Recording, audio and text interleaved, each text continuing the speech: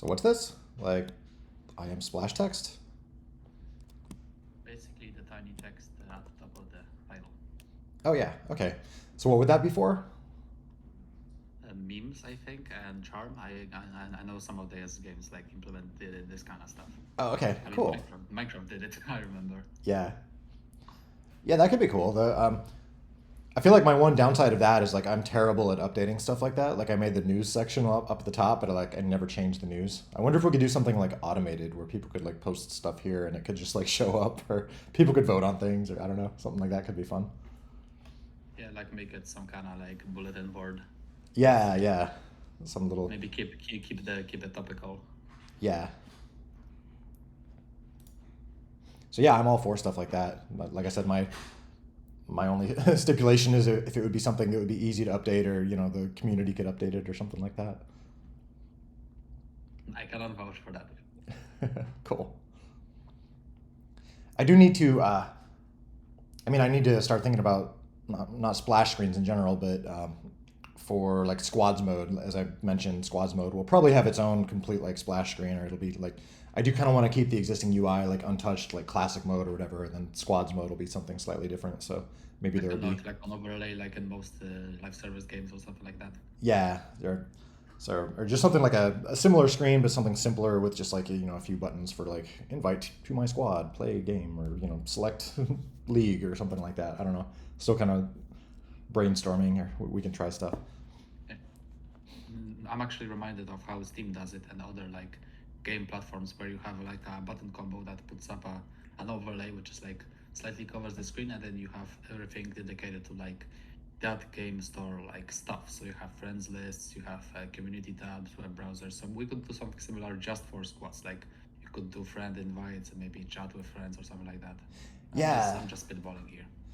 yeah, totally. I definitely I would love to like experiment with the interface, or just kind of get squads mode like as clean and simple as and hopefully understandable as possible. I know a lot of people think like the bomb squad menus are like kind of convoluted, and like the gather section is weird. People should think it should be called like online or whatever, and there's kind of weird reasons for it being called gather. And even me, like when I jump into the game, it's like I have to think for a second, like, wait, do I want to go to like play or gather or co-op, like where. So the cleaner we can make squads mode, or the more understandable, I think the better. I like how some Valve games do approach stuff like this. Like they have like the entire menu is in itself like an overlay, or they're like dedicated to the basically a squads concept, like the concept of inviting people to a party and then playing together. So I'm Yeah. just gonna show you a couple of examples. This is Team Fortress 2 and Counter-Strike Global Offensive. Here you can have at the top which stuff your friends you have invited. When you click Find Game, a little like menu slides from the side, and you can queue up for a mode Uh-huh. there. And then CSGO, you have something similar. You have here you have a bit more crowded. You have on the left like minimal icons, and then on the right you have the all the social stuff like friends, invitations, like notifications, Okay. profiles, stuff like that. Cool. Cool. Yeah. So some And concept I like find that. also Nods does it too. I think I'm gonna find also Nods 1 second. Okay. And this has like a similar concept with like a bar at the top, which is basically a way to access like this kind of like queuing up for stuff thingy. Yeah. This is an older menu, like much older menu, but no, and this doesn't have it. I think, oh, this one, yeah. This is still a bit old, but the concept is still there. Like you have a bar at the top, and then you have like minor options on the side. Oh yeah. And you Yeah. I'm have the thinking. profile like avatar top right, so you click the square, and then you can like do stuff. Yeah. Cool. Cool. Yeah. I started doing some mock-ups. Maybe I can just dig these up somewhere. Just kind of similar. Trying to think about that kind of concept with Bomb Squad, just like how we could simplify it into just kind of some online or some always present things, just like stuff to bring up your little social menu for inviting people to your squad, and just a play, some just simple jumping off points for doing those basic things. Oh, updated version. What? Oh, cool. That's pretty.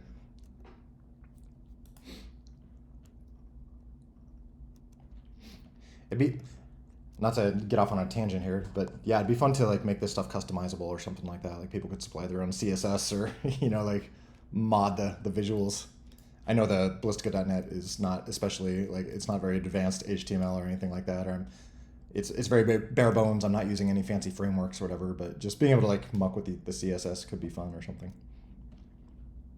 Actually, back to the mockups, I think the best way to actually design one would be to, I mean, that kind of goes against like I think the whole workflow, but basically understanding what squads mode is gonna be like in every single part of it in terms of features, like what is surfaced to the user. Like we know there's gonna be a friends list and probably like a party menu or something like that, and then we have to decide like where to place stuff like this. Yeah, my thought is, I really want to get like a prototype of it or a very simple workable version going. Like if I can get like the sandbox mode, there's like a few tech bits that are missing, like sandbox mode, to be able to just host arbitrary games, on my cloud servers without it being dangerous. But once I get those pieces in place, I'd love to just get like the entire loop going, just something where like in a really ugly, like not even worry about the UI, just like really ugly buttons, like start to just Yeah. feel it out.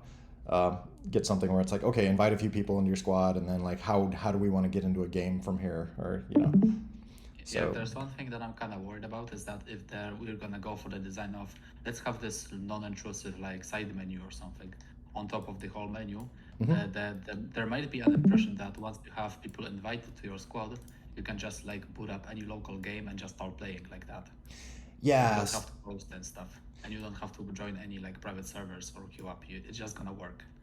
Yeah, so we'll have to probably. I mean, I do. Again, I do want to kind of have a separation between like classic mode, like the existing current menu, and then squads mode. So hopefully there would be some little barrier for flipping between them. Like because yeah, if you invite people to your squads in squads mode and then you started up a local game, like yeah, those that wouldn't technically work. Like they wouldn't.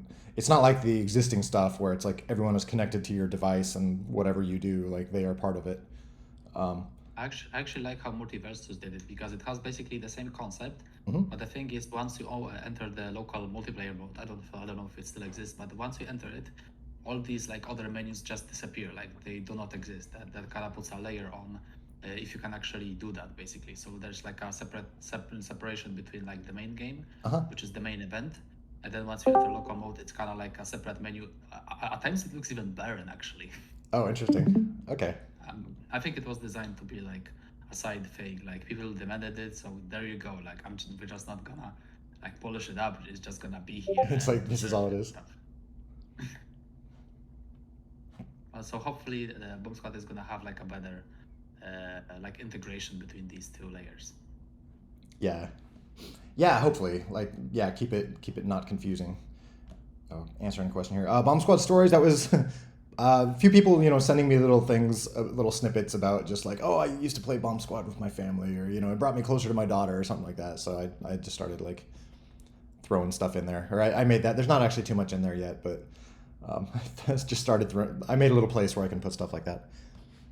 Um, oh yeah, new UI mockups.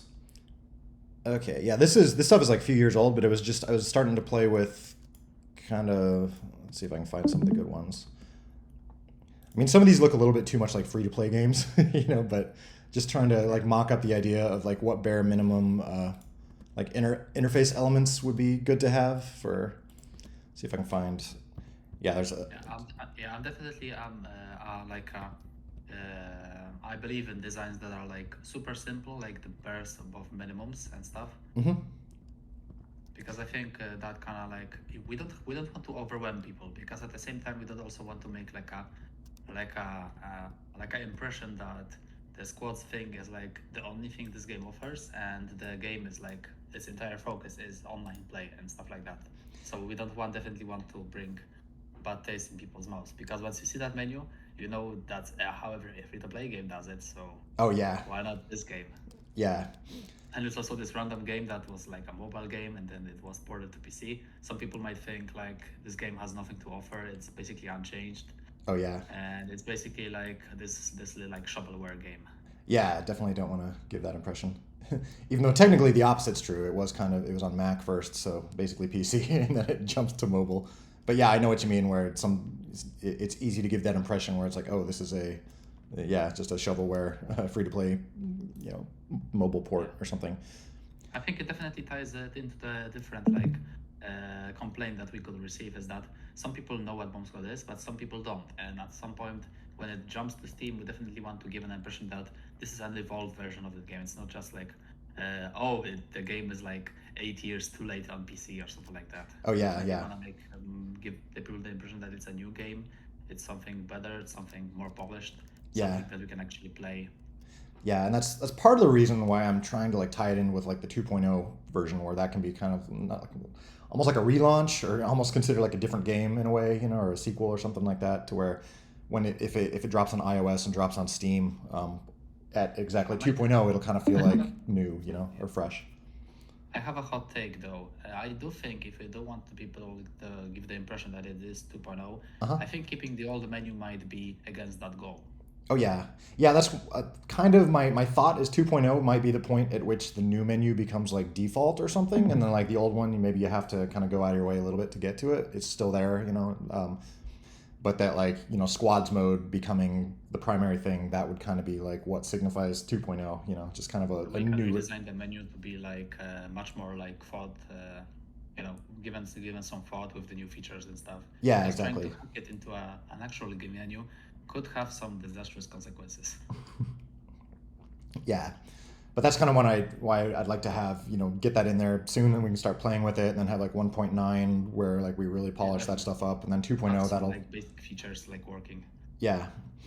Um, and my thought too is like thinking about this is you hear the term like MVP, minimum viable product, just getting Oh yeah. squads mode so that it's playable, but it definitely doesn't do everything that the old menu does and stuff. And then over time, the old stuff, maybe tournaments and things like that can start to be more like squads mode centric and stuff. I But mean, with that goal in mind, you can just take any mockup and just make it work. I mean, yeah, aside from these that like add like sidebars and stuff like that, so something that just makes it a little bit like it was like that from the beginning. yeah, Some kind of integration. yeah, Because it's easy to hack it, but I think the best way to approach this is hack it, but make it look like it was like final almost. And oh then yeah, people see the new menu as like, wow, it's so much better. I didn't know that I needed that. oh yeah, yeah. Hopefully, that's the goal. Um, I remember with Team Fortress 2 when they added this kind of they were in a similar deal. At first it was just server browser. uh huh. Then they added quick play, which is like you press a button and then you basically queue up for any game mode, and it just lets you join a random server. Aside from the official ones, it also supports community ones. Hmm. And then with the third wave, which is some dislike, but that's like an entirely different topic. They added this squad feature, but yeah, they had to redesign the entire main menu. I mean, most of it at least. Yeah, So it could be integrated with most of the menu. At least they didn't have to do a lot of work because it is a multiplayer game in itself. So most of the stuff is like back-ended, and yeah, then you just have to let the UI interact with that. yeah. Yeah, for me, this it kind of seems like, I mean, sure, we could evolve the existing main menu UI and just like add squads mode on top of that or something. But this, in a way, it kind of seemed like an opportunity to start fresh or something, or just design a menu Yeah. from the ground up with the new stuff in mind, and then while still keeping the old stuff, so we're not breaking things or destroying the ability to do anything that people have liked to do.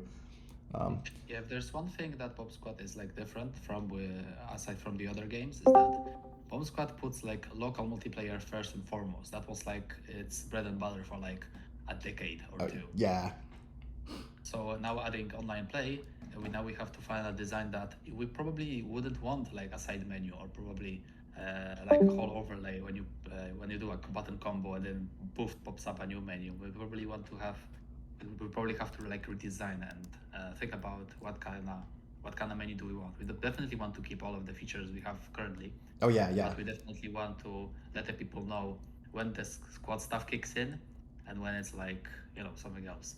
yeah. Worms were with the Worms games, the older games, like for example, yeah, most of the Worms games actually. I was thinking about Worms Armageddon, where the local menu, like local game, and the online game is like two different things.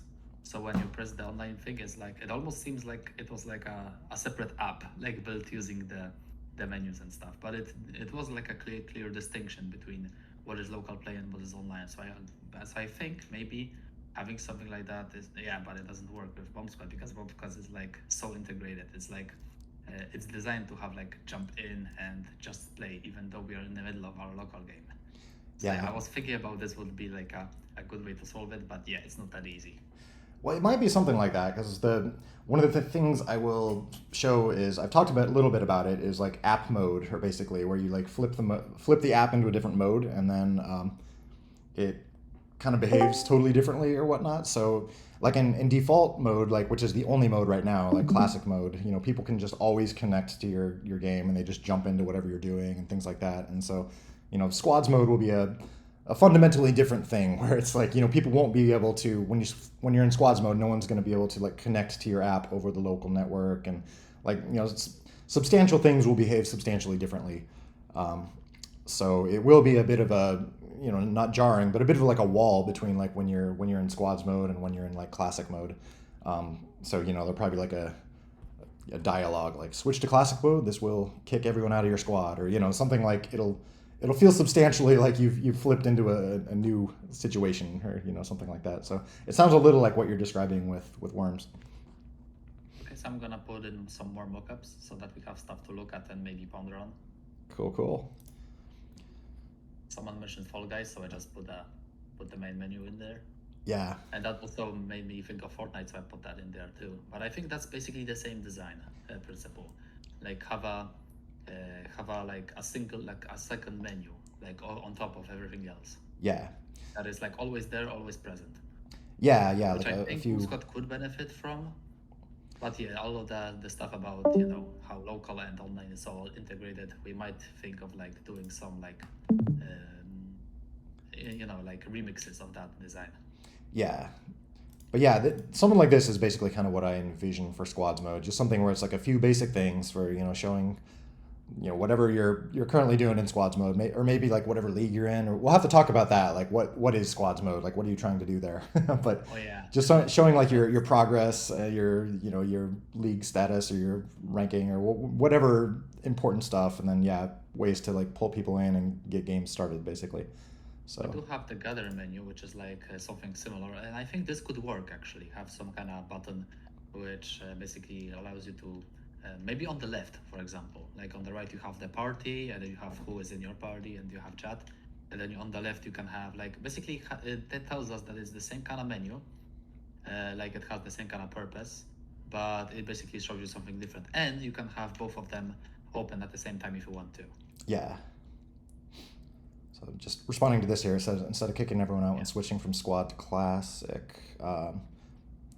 there's I was gonna say part of the reason for like separating these two things is actually technical in a way, because like in classic mode, fundamentally what's happening is other players are connecting to your device, you know, so like your phone or your PC or whatever is hosting, and other players are connecting directly to that. And so, you know, it's kind of a simple concept, but squads mode will be fundamentally different. Is that, you know, in that like you and all your friends you're playing with will be connecting to cloud servers, and you know the cloud will be telling you like, okay, now connect to this server and play against these people. Now connect to these server and play against these people. So it's like it's not really something where we can, you know, flip back and forth or have the same people, you know, do one or the other. It's kind of like the game has to basically flip into this completely different mindset where it's like now we're letting the cloud tell us what to do. And you know, in classic mode it's like now we are the server and people talk to us. So that's part of the, you know, the technical reason too for having the two be kind of separate things. It'll just keep me sane also, just kind of like not trying to do something that works for both. um, So what that tells me is that the feature of like I'm just playing again, I'm having fun, and then the friend joins in. Hey, can I help? This sounds like a classic feature and not a squad feature, because making it a squad feature could somehow break you know, other parts of it. Like I'm definitely to have this kind of thing work, you kind of have to host a party, even private one, and then have the ports unlocked, which is something like people mention. Like sometimes it's a hassle to set up. I mean, it's not for me, but it can be for others, because you know people have different ISPs, different router setups. oh yeah. I am lucky enough to have like the entire neighborhood unlocked.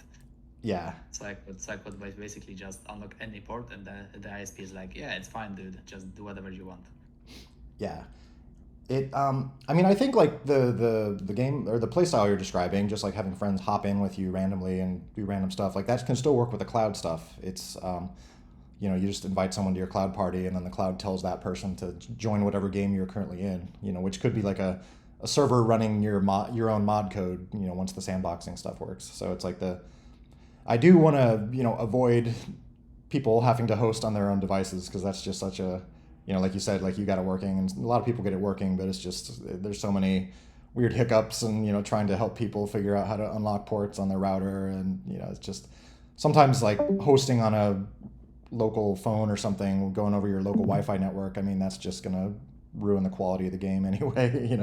Yeah, so I definitely want to do as much as possible with squads mode with servers as close to people as possible, so everyone hopefully has a good experience.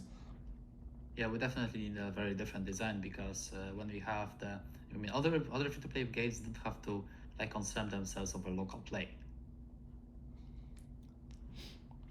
So wait, what was that last part? Sorry.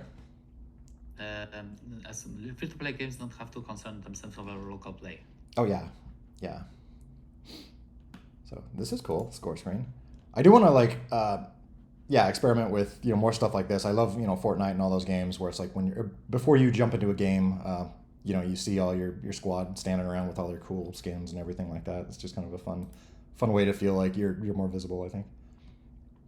Yeah, I mean on the screen it's basically like the background, the image is took out, so the camera doesn't move, so there's no like glitches and stuff. Yeah. So this basically means you get a freeze frame.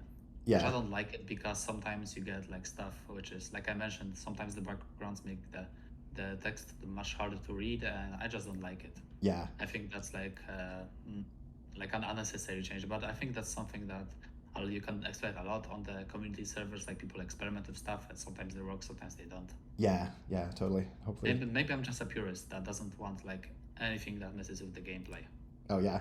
Or maybe I'm just like I love readability. If I didn't make that obvious. Yeah.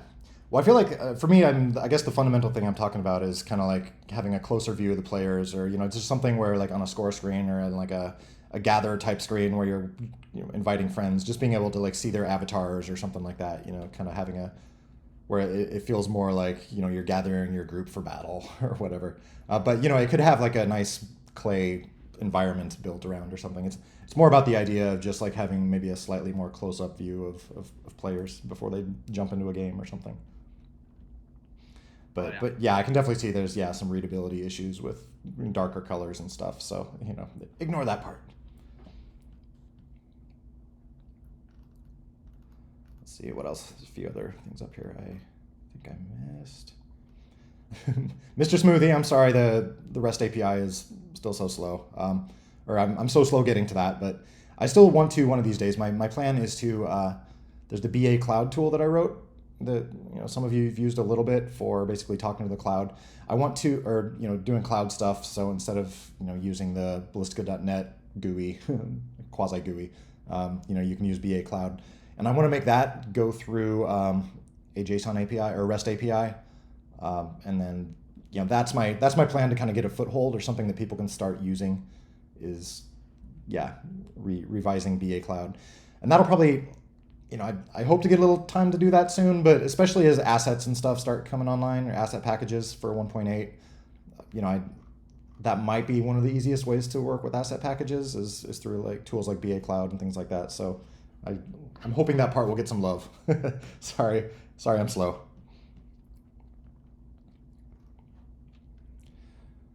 On the random news, real quick, while it's on my mind, I just noticed literally like an hour ago, right before this started, that Amazon just like made all their new servers support T3 instances. So basically T3 instances, it's a certain type of instance you can run on Amazon EC2, basically cloud servers.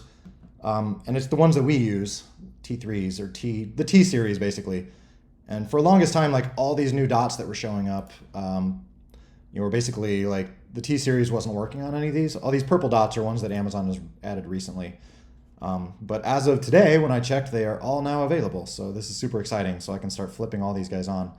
So what that means is like right now, So this morning I just added a few more. So we are now officially we have servers running in, let's see, what is the Warsaw. So you Polish folks Yeah, have closer yeah, that's servers gonna now. definitely make it much easier for us. Yeah, Warsaw, and then this one I forgot the name of the place in Mexico because I definitely want to be flipping on some of these. There's like so many users in South America and Central America, and there's like no servers for them except for Yeah, I like remember like the people were complaining that there was like a lack of servers. yeah. So I'm very excited now because yeah, if we look at the locations, like they've added several here along South America, and that's the one I just turned on. So I just turned on Warsaw. We can probably do this one next. So a few more in India. So yeah, we should be getting a lot more servers closer to people very soon. I can basically like anything that's purple now, I can flip those on. So that's exciting. I assume you have like metrics depending on how much servers are like how much people play on the servers and which like demand like more instances. Yeah, Most definitely. regions, for example, need much more servers than others and stuff. Yeah, totally. And I spent a lot of time on this trying to make that all kind of automated.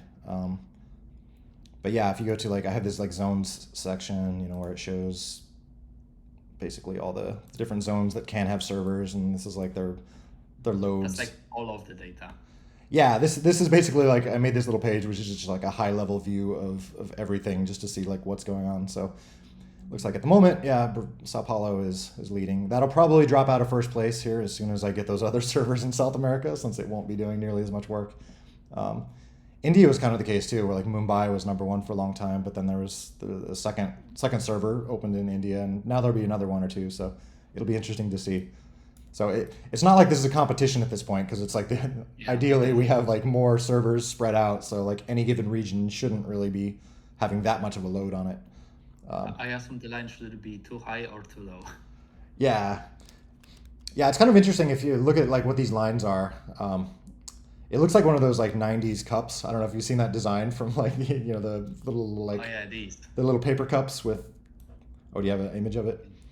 crazy patterns. Yeah, the little like scribbly cups with like the teal and Mm. kind of magenta. Wait, there was this one pattern which was like very famous, so I'm gonna look it up. Yeah, let me see. '90s cup. A 90s, jazz design. Oh, here we go. Yeah, see, it's like the first thing that comes up. So see, look, that's my graphs totally look like this cup. I love it. yes.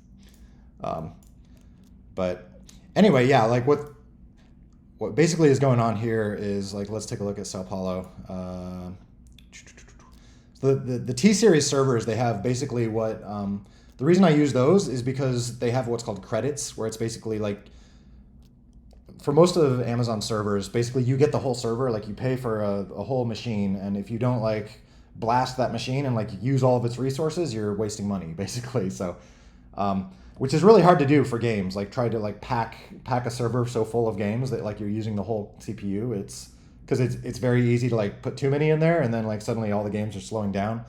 Or So when you hire like a single VPS, you can just basically have like 5 servers, depending if the game is like weak, like low on processing power. yeah, totally. And I found like most of these Bomb Squad will use maybe like 10 or 15% of a CPU, or depending on the CPU and various other things. So it's like you can definitely pack a lot of games onto there, but it's a little tricky because depending on if someone's doing like a 2-player game, it might be using a little bit of CPU. If they're doing like a 6-player game, it's going to use a lot more.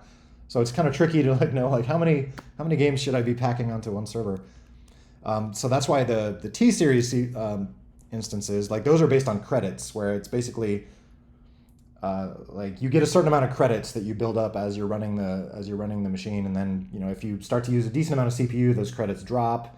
If you stop using CPU, those credits like grow, and so it's basically you don't have to try to use the whole machine. You basically use like a small amount of it, and then you kind of break even. Like if So you it's kind of server budget, but not really. yeah, kind of. So I always think of it just because like in games. To me, I think of it as like a mana bar. Like my server has this mana bar, and every time I'm like launching a game on there, I'm like casting a spell and like using some mana, and so like It's like by the passive, like it's going on in the background. yeah, and so like I don't want my mana bar to grow all the way to the top because then I'm like not gaining any more mana, and I'm kind of like wasting money in that way. But likewise, I like it. I know I have like this whole little like world. If I burn all my mana, like if I put too many games on there, mana drops to 0, and then basically what happens then is like you have to pay some fixed amount for CPU you use. So I think of that as like then you have to burn mana potions, and mana potions are kind of expensive, so you don't want to like use all your mana and then start having to like chug all mana potions because that's And not it's, an efficient way either. So the ideal is to like keep your mana kind of in the middle, like you're casting enough spells to be using your mana, but you're not like burning all of it. So and if it's the final battle, you're gonna have 50 of them. yeah. So you can see here like what's happening. This little teal section, that's basically my mana. So this is the Sao Paulo region has this much mana, and this little squiggly line, this is like how many games are running, like how many people are running games in Sao Paulo right now. These little guys, this is the graphs for like individual servers. So like each one is doing kind of part of the work.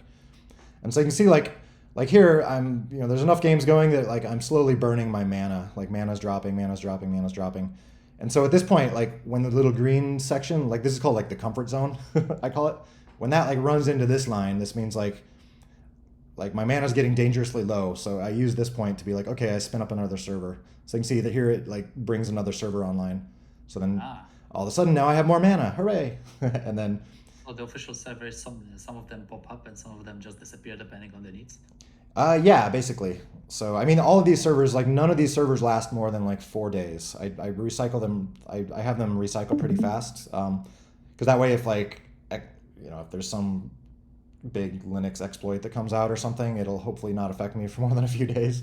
So then like a new one spins up and updates itself and all that, and so everything is pretty recent. And also then I can one interesting thing I found is some of these servers, if I hit them with a heavy load, but then something happens, like the server starts to do its like nightly updates and stuff like that can like push things over the edge, and then the server hits swap and like things are bad. So I turn off all like auto updates and stuff on all these servers. Like I have my little like init script that basically rips out everything that I don't need from like my little Ubuntu instance on these servers. So for that reason, I also I don't want to run the server for too long, because it might start getting out of date or something like that, or it's not going to be updating security stuff. But anyway, yeah, you can. Servers that aren't like the T servers, they basically run on a subscription model. Or well, all of these are T servers, or is that what you're asking? Yeah, all of these are T servers, and that's so I can do the little mana bar trick.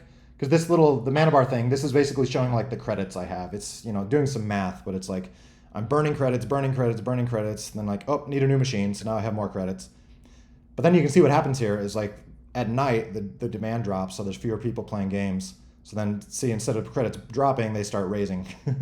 And so then the opposite happens. Like once basically I drop out of the comfort zone, then I spin down a machine. So you can see like here's the places where I spin down a machine, and then it kind of balances out again, where like after night happens, the load starts going up, so the mana starts dropping. So it's like it's always doing this kind of balance where it's like, oh, need another machine, and then 12 hours later it's like, oh, spin down a machine.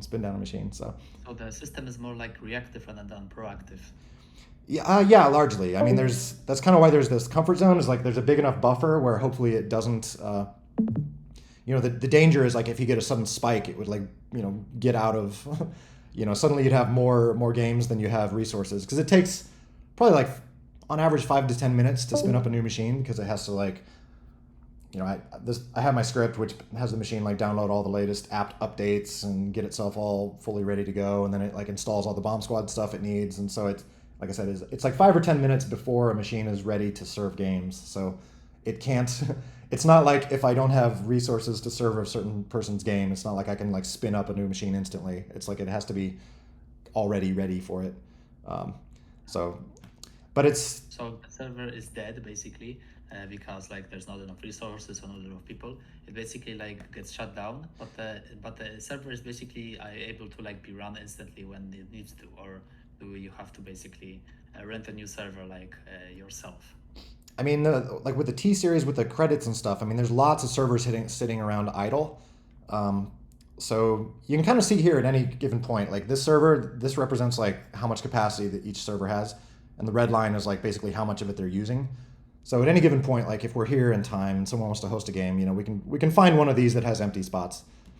And this is kind of extra nerdy here, but what happens is one little trick I found is basically when you start a server, you get 50% mana to start with. So it's right in the middle, so you can burn some of that or you can let it build up. But what you want to do is when you shut down the server, you want it to be at 50% mana. Because if you shut down the server with like full mana, basically you've paid for a bunch of like time to regenerate mana that you haven't used, so that's kind of like wasting money. And if you shut down the server with like less than 50% mana, you actually have to pay for the CPU hours that you've burned. So like that, you don't want that.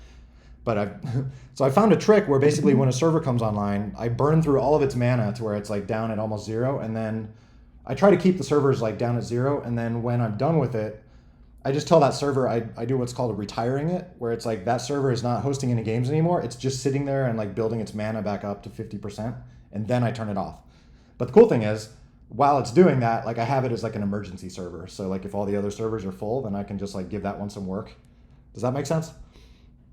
So if I'm understanding correctly, like none of the servers like they all have their files even if they shut down. So it's basically like in a very small scale game, let's say you have 6 servers that basically turn on and off on demand, and you basically at the beginning of your operation basically had to pay for all 6 servers, and you don't have to basically like cancel the payment for any of these servers. They just kind of sit there like doing nothing. Yeah, Like they're ready to be pumped up. Because you mentioned turning on scripts, which I thought was like for the setup purposes. Like you're getting a new machine mhm. and basically have to run the whole setup like 20 times a day, because sometimes the servers like shut down and sometimes they turn on. And when they turn on, you have to do the setup. And that also is also automated. That's how I understood it at first, actually. Yeah, exactly. Like each one of these, like again, each one of these is a server. We're looking at a 2 day period here. So this is all the servers that are happening in Sao Paulo over 2 days. So yeah, when the server first pops up, like right here, it runs all of its setup scripts, and that's where it like updates the OS and installs all the Bomb Squad stuff and like anything it needs to do to get ready to run. And so that So happens and just at like that point, one. it's like a new machine, basically. Yeah, it's a new machine, so it's basically like spinning Ah, up a fresh machine on AWS. So it's just like a fresh install of Linux on an empty machine, and then it runs some scripts to get it ready to do its thing. I mean, there's other ways I could have approached this with like containers and kind of more modernish stuff where it's like Amazon would take care of like running the containers on different things, but I just did it kind of in the simple way where it's like I'm basically just taking over a Linux box and like getting it set up, and that Linux box runs 5 or 10 games then, um, or it sits there and recharges mana. That's the like you can see like this one for instance, like this one spun up at some point 2 days ago, and it was pretty much completely blasted with games like at its capacity.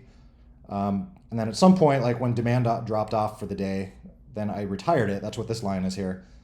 So retirement means like it's just sitting here and like building its mana back up to 50%. Let's see, I can zoom in on this guy.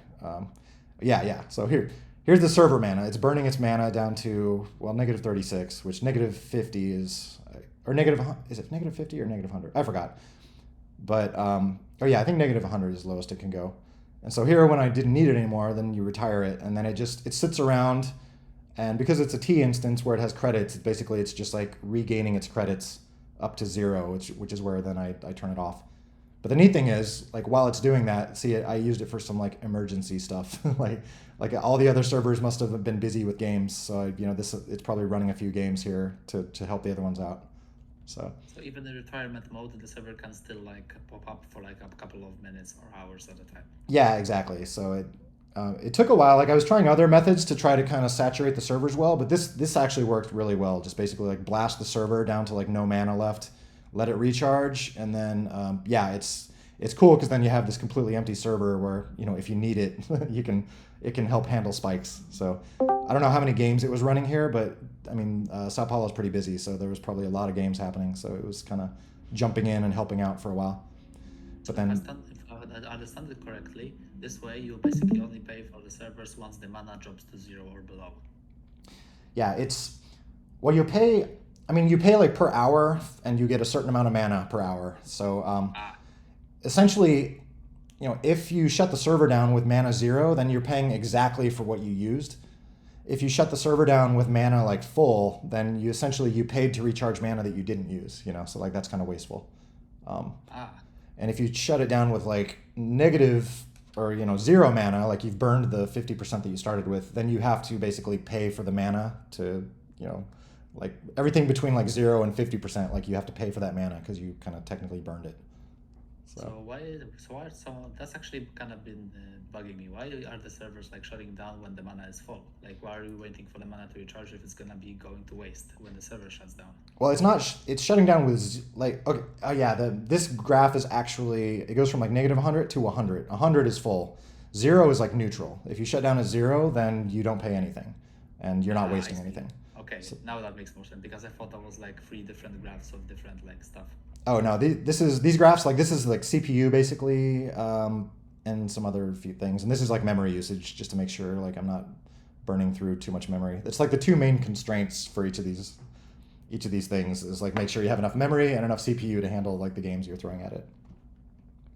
I see. Yeah, that was definitely lots more info than people expected. Yeah, sorry. I hope I should stop. I love this stuff. It's like super interesting to me and nerdy and fun, but it's probably like way more tech jargon than most people want. So I should talk about something different. Okay, I should. We've definitely reached the like the point where like like most of the most important stuff is like already covered. And I think most questions too. Yeah. Delhi. Oh yeah, Delhi is online. I see people are mentioning this. So I'm curious if it's showing up on the map yet. Delhi is one of the new ones I added right before. Like, oh yeah, here we go. So yeah, Delhi just popped up in the last hour or so. So hopefully, yeah, people and there's always a bunch of people up in north of India there. So hopefully that'll help out. One other thing I can show you. This is kind of if you want to see how the sausage is made. Maybe I will go ahead and I can launch some static servers up here. So I have my little system here where I have what's called tasks. So you can see like this is my little just random control panel thing. So this is showing all the little like local servers I'm running. And then down at the bottom, this is showing all the tasks. So what tasks are is my master server keeps track of like every time something is like hosting a game or hosting a private party, things like that. Like that's what tasks are. Like most of these, you can see private host. That's like private parties people are hosting. There's one. Someone in Warsaw is hosting a private party. Cool. Oh, 2 people in Warsaw. Nice. But yeah, all this stuff's going on, and then also I have I can do show all tasks. There's 300 at the moment. But then I also have little tasks down here, which ad hoc, which these are like the little public servers for like Teams US West 1, stuff like that. See, this one's been running for 1 year, 346 days. So these are like long-running tasks. Yeah, like FFA at Middle East 1, FFA at Middle East 2, blah, blah, blah. So I can like explicitly add and remove these to like add public servers in different places.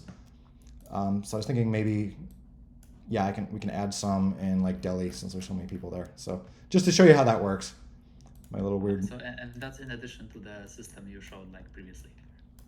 It's all part of that system. Like that is handling server load. That's handling game loads, and game loads is anything like people host. It's like all these tasks.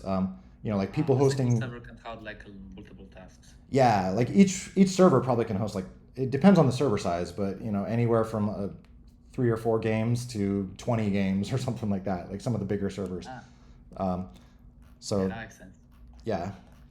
But let me see what happens here. I have something. Oh yeah, new ad hoc BS server. Run that. So here's my ultra janky little UI. So we should have Delhi here. Delhi. So maybe for now I'll just add one free for all and one Teams.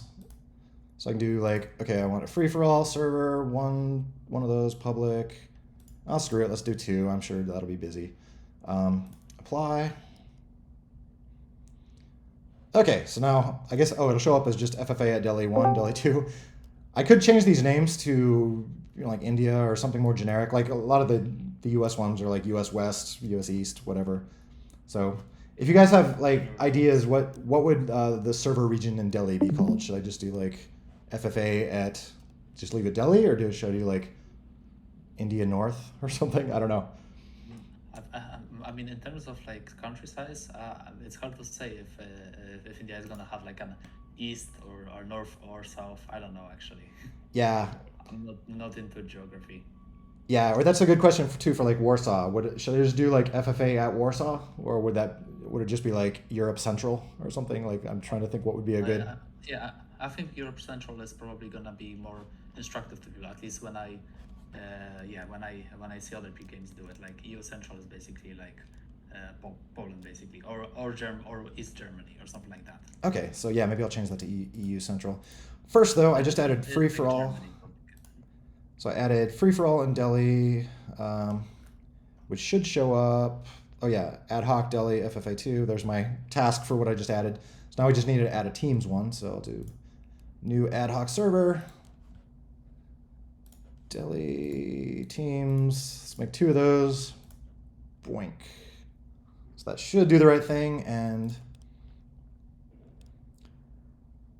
okay, so yeah, now anyone anyone in Delhi, you should be seeing 2 free for all and 2 team servers pop up at some point soon. So let me know if yeah, 10 ping. Hopefully, okay, cool. Hopefully you're seeing that. And now, just to also show you nerdy stuff, this is where like I define all the regions and things like that. Like basically just filling out a bunch of AWS info. So like these are all Amazon regions, like the overall regions, and then within regions there's different, like it's called local zones. That's these new things that are popping up. It's technically like part of one of the bigger regions, but it's like placed in other places. So then I have here's where I can like define all the different like local zones. So Warsaw is down here. So for each of these, I just have to enter some like nerdy stuff of like the AWS region IDs, and this is where like description, this is kind of how it shows up in like my stuff. But then description public, this is how it shows up for, like hosted servers like that. So this is where we can change that to something more fitting. So I can show you like some of the, like this one, Columbus in the US, Columbus, Ohio is US East 2. Columbus, it just shows up as Columbus in my stuff, or Columbus, a shortened version of that for like the phone screens. But then, it's like US East B. So this is where we could come up with. It depends on what is like more useful for people in terms of names, because I saw games that don't use US, they use Frankfurt. Oh yeah, that's interesting. So that's why I was kind of curious what you guys thought. So cool, seeing the Delhi server.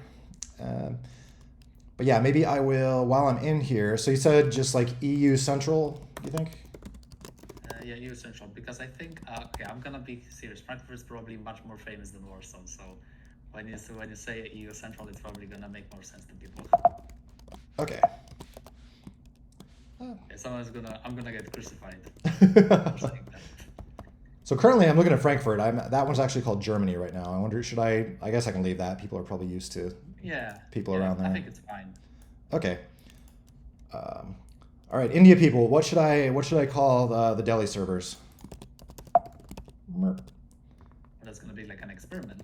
Yeah, let's see. You guys get to choose your own adventure here. So right now they're just called like Delhi. Should I leave that? Any opinions?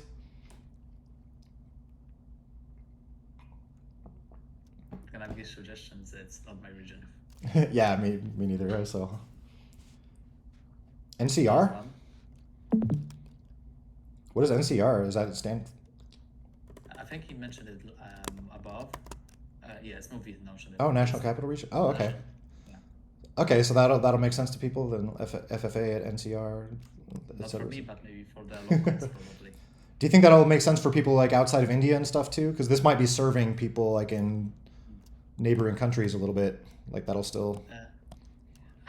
Actually, in terms of like servers that on the Asian side, Uh-huh. I generally see like East Asia, India, and sometimes I see like Singapore or something like that. So, or even Japan actually, but not much. It's basically like when there's like a point of reference you can easily point to, then that's a good name.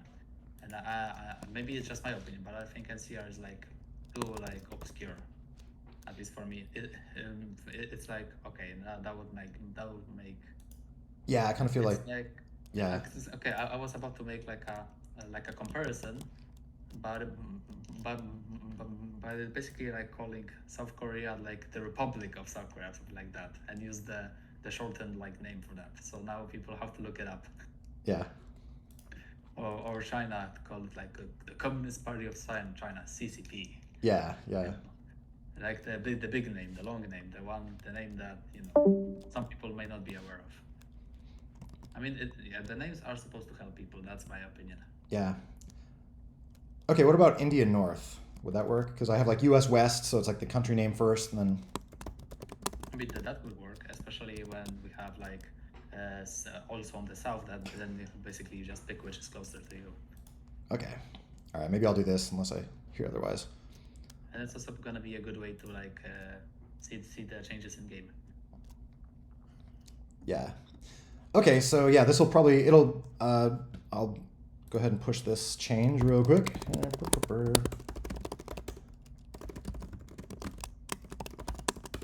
My awesome commit is here.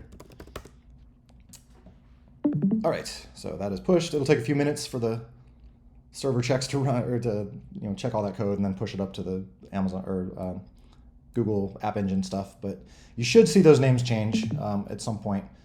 It might actually. I'm trying to think like when that would actually change, because basically when it kicks off a ad hoc server task, it might just keep that name until that one finishes, and each one serves for like a number of hours. So at some point in the next few hours or the next day, you should see those new names pop up. And if you guys feel strongly about some other, like if you'd prefer the other one or whatever, to me, India North, like as a non-India person, sounds, reasonable for where that is. But yeah, I want to be democratic about stuff. So if you all feel differently. Parties size of 4 only though? Wait, what? Really? Are they? I'm gonna look it up. That's not right. Like you. There's 6 or 5, and that's it. Oh. Oh, maybe. Oh, you mentioned Delhi. No, there's 6 or 5. Yeah. Oh, is that for everywhere? Delhi 5. Wait, there's Delhi 5. Delhi is 5. No, I only see 6 and 5. Yeah. Okay. 6 and 5. I mean, the teams are 6. The FFA is 5.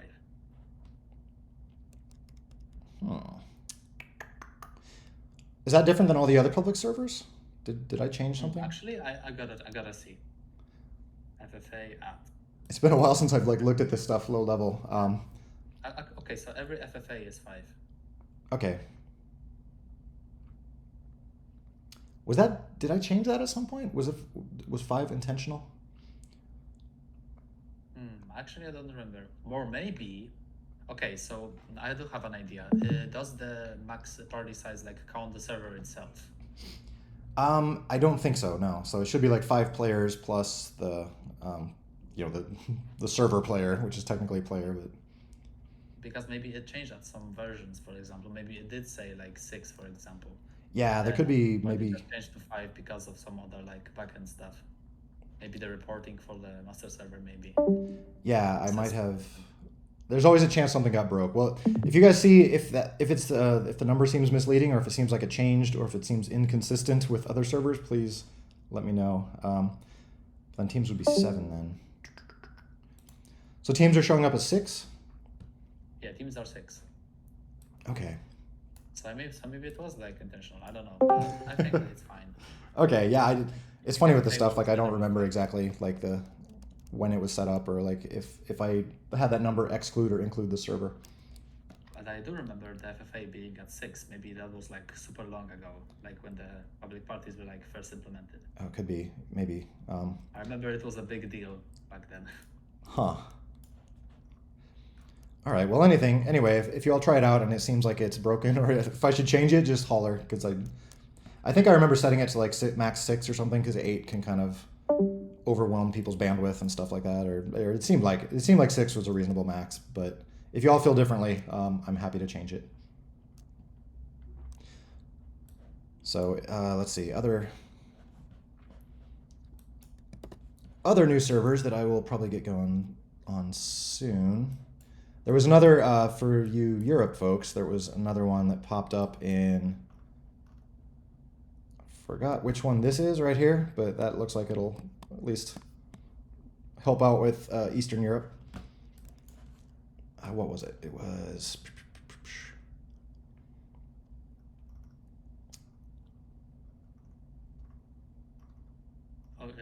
Was that the finish? Denmark? Oh, is that Copenhagen maybe?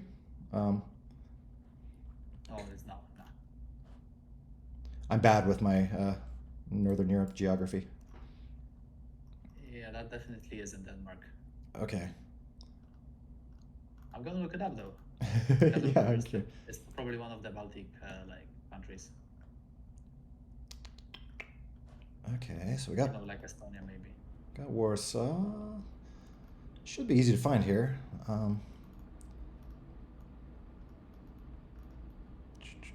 Oh, Helsinki. Ah, wait, it is? It is part of Finland? Ah, I believe so. Let's. I learned something new today. We're here. Okay, Yeah, it is. where is this? Yeah, I forgot about Finland. If we zoom out here, aha, that looks like that dot. Okay. It is Finland. All right. All right, so yeah, I'll get Helsinki going.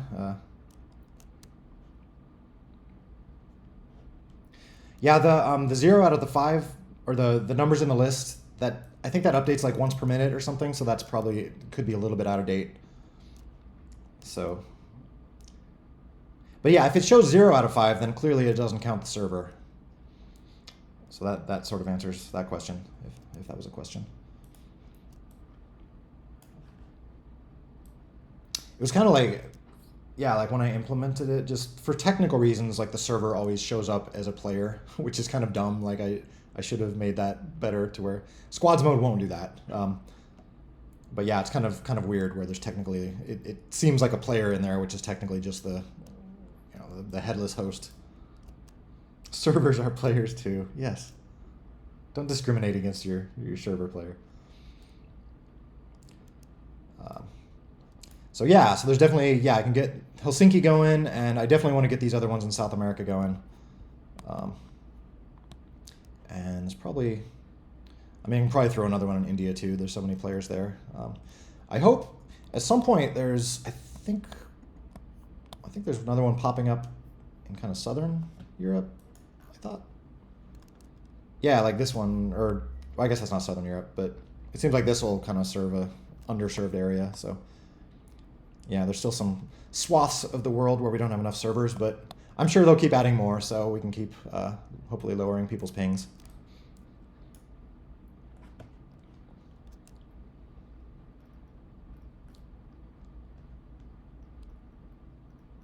Let's see if there's. Yeah, when I was in Warsaw with my girlfriend a year or two ago, I went to the Uprising Museum, or the Warsaw Uprising Museum. That was really interesting. Kind of crazy to see some of the whole city destroyed and stuff. Yeah, like it's you know those like channels like on TikTok maybe or Instagram, where it's like extreme overhauls or like DIY, like you know Yeah. that kind of stuff, like challenges, because that sounds like the real life version of that. Yeah. Oh yeah, yeah. I don't know why that random thought came to me. I just thought it was funny.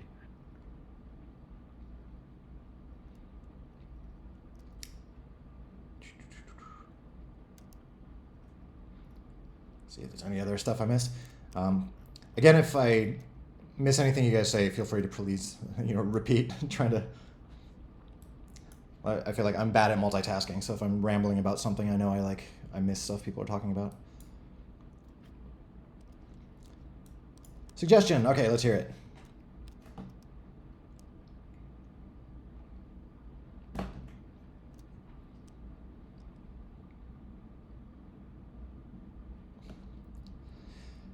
Yeah, this is. I know we've talked about this a little bit before, but I think this would be great for like certain game modes or things like that, where it's like you just embrace that idea of different players having different stats. Yeah. Yeah. We're talking about that like at some point. I think one of the biggest issues they have is that generally there's not enough like variables to make abilities be like always good in all of the situations. Like God Squad can get away with this, Uh-huh. but Bomb Squad really doesn't. For example, someone suggested that maybe Frosty should have like the resistance to ice bombs or have ice bombs like by default, something like that. But I think that just adds needless complexity to what is supposed to be a party game. Yeah, yeah, so yeah, my thought, I feel the same. Where I think having abilities that are always there and like all the mini games would be just too hard to balance. Like a player who runs fast, like how would you balance races then? I feel like that would just it'd be too hard to make that work everywhere. But I think within the context of like a certain mini game or a certain play mode or something, I think it's fun. Like you showed with Gun Squad last week, where it's like everyone had their Yeah. little abilities. But I think kind of keeping a blank canvas by default, and then like having that ability where we can make some mini games where people have different pluses and minuses. Like to me, that sounds fun. It's also we can just like be creative and explore ideas and things like that without like having the entire game be like locked into those ideas. Yeah, definitely. And it's definitely one of the keeps I want to keep from Bombscott, which is basically creating a meta, basically. So where people like debate which characters are the best and stuff. Yeah, Like it might work for Gun Squad because this is more like about play style more than like counterplay. But in Bomb Squad, I think it's gonna be much harder to achieve a similar effect. Like what you can buff speed, you can buff punching, you can buff bomb, maybe amount of bombs you throw, and that's basically it. And you don't have a lot of stuff to change and yeah. mess around with. We'd So, have some like at the same time, because playstyle is limited in Bomb Squad, contrary to what most people would believe. yeah, or some sort of like ultimate or something. Like everyone has a different slightly. I don't know how that would work, but I mean, one thing that did come to mind, I remember like someone suggesting it too, which is basically, there's one game, Kirby's Air Ride, mhm. which basically has a game mode which probably is much bigger than the game itself, which is basically you go around the city, you grab power ups, which basically upgrade your vehicle. You can swap your vehicle to something else, and then at the end you have to participate in a mini game which is random, and when you win that, you win everything. But basically, the idea of a battle royale where you basically have like a weak character which gets stronger as you grab different stuff, basically something like Bomberman maybe. Yeah, And then basically maybe the time runs out and then you have to fight or something like that. I'm just spitballing here, but that's an idea that's definitely been floating around. yeah. I love just thinking about that kind of thing. The idea of like powering up your Of course, it character over the carries course good mobs, yeah. of a round or something, or a bunch of little like I don't think we would. I don't feel like the game couldn't support like the idea of battle royales right now with like 100 players in there or something. But the Yeah, idea of maybe like a little tournament where like there's different groups fighting each other, and then maybe you get upgraded over the course of each game. Like you can kind of power up a little bit based on stuff you collect or whatever, and then by the end of it, it's like two teams left, and they have totally different like sets of powers. Like that could be kind of fun. yeah. It definitely could work with 8 players though. Like I know about the Battle Royale which only works with 10 players, and that was one of my favorites back in the day. So it's definitely possible to like make it 8 players.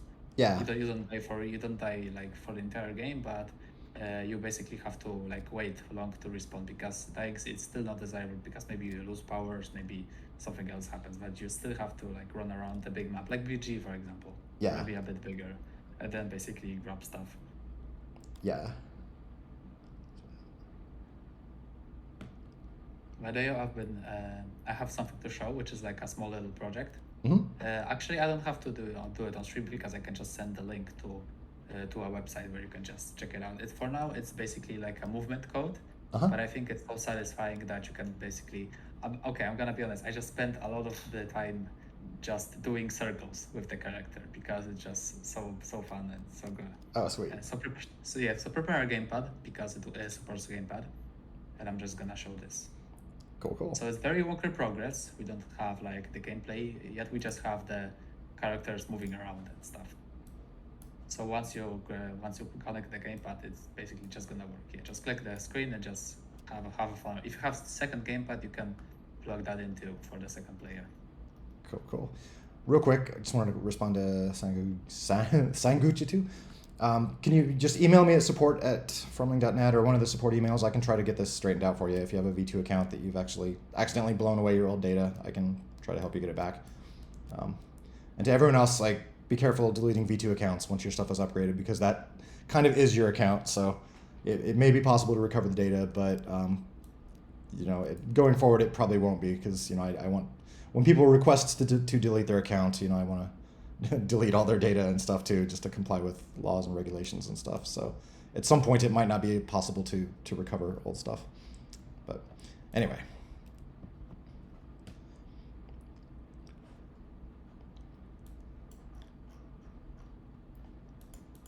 So it's a private link, so you cannot find the game on the website, but Oh, You okay. can only do it with a direct link. But that's fair enough if you wanna just check out how the player moves, because I do need feedback too, because I did show it to my friend. He says it's fine, but I definitely want some more stuff too, more people.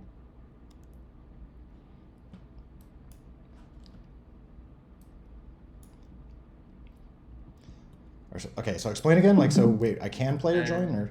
I mean, if you have a gamepad, Uh-huh. you can use the left stick to just move around. Oh, The okay. WASD. Oh, well, there we go. Okay. Whoops. I was trying to use like arrow keys, but it uses like WASD. Arc work too, but I think the gamepad is much more fun. Oh yeah, probably. I do have game pads, but none of them are hooked up at the immediate moment. Oh geez. Just one is fine. Oh, there we go. That's cool. Burp, derp, derp, derp. I'm actually so proud of this movement that I do like circles sometimes. Oh yeah. Whee. So here's the deal. Basically, the characters like are slightly delayed, just slightly, but the movement is untied from the turning. So oh yeah, yeah. it kind of gives an idea, like the head is like leading the body. Yeah. Yeah, it does feel nice and gratifying and I controllable wanted to try too. something like rubbery, but at the same time controllable, like this weird mix of it. I don't know how to explain it. Yeah. Hopefully in a couple of months' time this is gonna be something more substantial, but for now it's just this wonky movement. Yeah. That's just satisfying to do, and that's it. Oh yeah, yeah. Yeah, I think I remember designing like the bomb squad movement and stuff too. Just looking at very similar things, just like a sphere with a triangle pointing forward, and just trying to get like the turn speed and stuff. It's basically a walking cylinder here. Yeah, cool. You can also try WASD; it works too, and I think I think the game movement doesn't lose much when you switch to WASD, which is something I was surprised about. Yeah, that's what I'm using now is WASD. For me, that was tricky, like trying to find something that works, both with like an analog stick where you have full control, but then also like feels sort of reasonable with not full control, like digital control, like just up, down, left, right, WASD type stuff. It's like finding a balance there. Jack's ultimate changes everyone's language to pirate speak. I love it. We got to finish pirate speak, folks. It was making some good progress for a few weeks, but where are we? Let's see. Yeah, actually, I'm curious too about pirate speak too. Or translate. I always forget. I think I have a link or I got a bookmark to it somewhere. But pirate speak. All right, how are we doing? 52% complete. Only 800 entries remaining. I should give it a shot too, actually. So we need to like delegate this. Like each of us can do like 50 or something. I feel bad. Like the game has ballooned to so many translation entries because like I try to recycle them now when I can, but it's still like that's a lot of random text. I feel like I should be better at making icons or something that's like universally understandable versus having to translate bajillion things. Yeah, I feel like it's been like 100 different people that have done like little snippets. Some people have done more, some have done a few things, but yeah, it's going to be completely inconsistent and probably terrible when it's done, but still, it's it's the principle. But yeah, Sock, feel free to show anything you got going. Oh yeah, I think I know what he wants to show. That's kind of a big deal. Cool. But shh. But yeah, good stuff on that. Yeah, I knew it. Oh, Explode Night 2.0. Let's see what we got here. Get your ads translated by native speakers within hours. Try Nitro. Do they do pirate speak?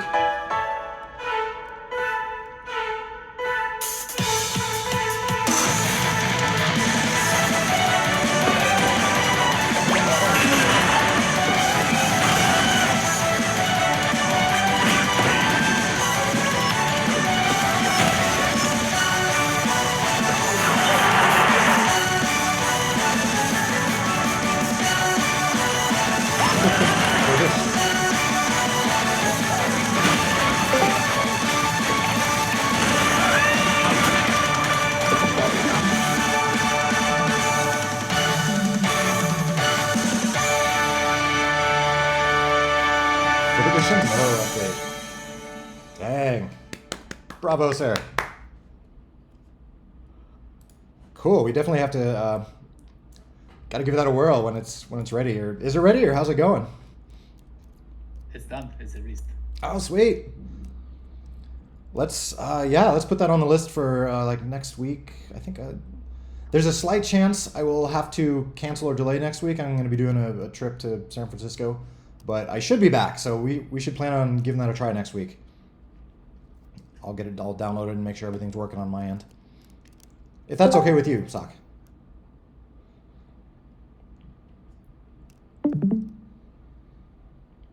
Sweet.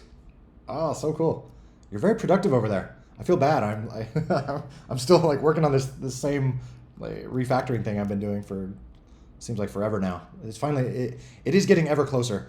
Though I haven't made too much progress since last week. I went on a ski trip with some family and whatnot to Colorado. So outside of like the rest of last Wednesday and Thursday, I haven't had much work time. So I'm looking forward to diving back into things after we wrap up here this morning. But yeah, then I want to. I mean, maybe I'll be done.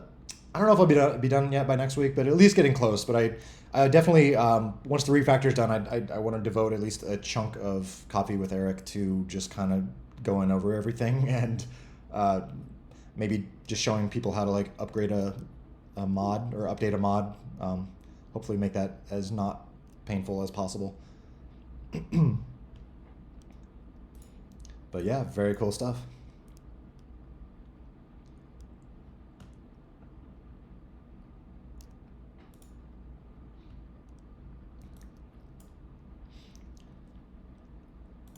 Let's see.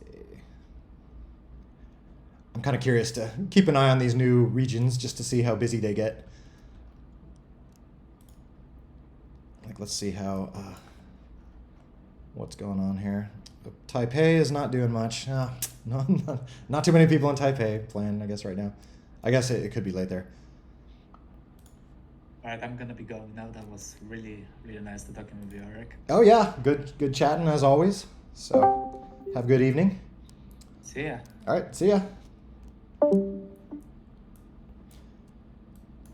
right, so this one, I'm starting to get a few people. Curious about Delhi. Let's see what time. Well, it's probably. What time is it in Delhi right now?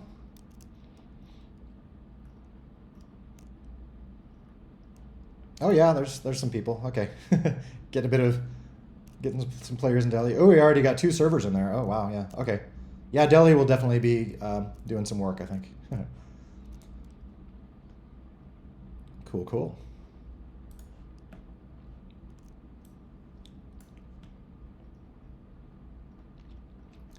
Though again, Mumbai is currently in the lead. The downside, of course, is then the other big servers like Mumbai will get a little bit less traffic, so they won't be quite as high up the list.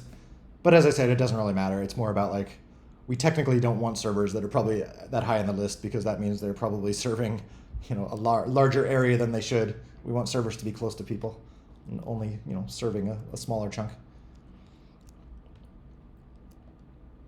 Hello. Please go to Bomb Squad. Please what, Bomb Squad? No. Yes. Oh, are you in chat? Can you type? I apologize, I'm bad at understanding you sometimes. Okay.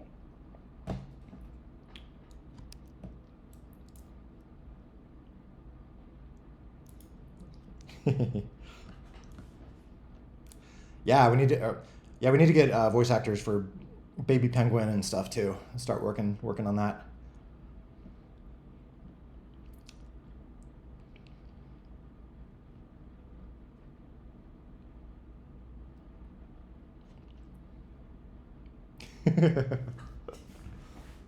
That would be cool. Like it'd be fun to get some community voices in there for new players and stuff like that. Aw. Well, good to meet you too. Good, yeah. I mean, some of it too is, if you just record things in your normal voice and then, change the pitch or whatever, just to kind of, that can work well. Like high pitch characters are always funny. But then you just got to be careful so you don't do what I do with Kronk and use it, turn him high pitch for Easter Bunny, and then people call you out on it when they play in slow motion, and he sounds like Kronk again.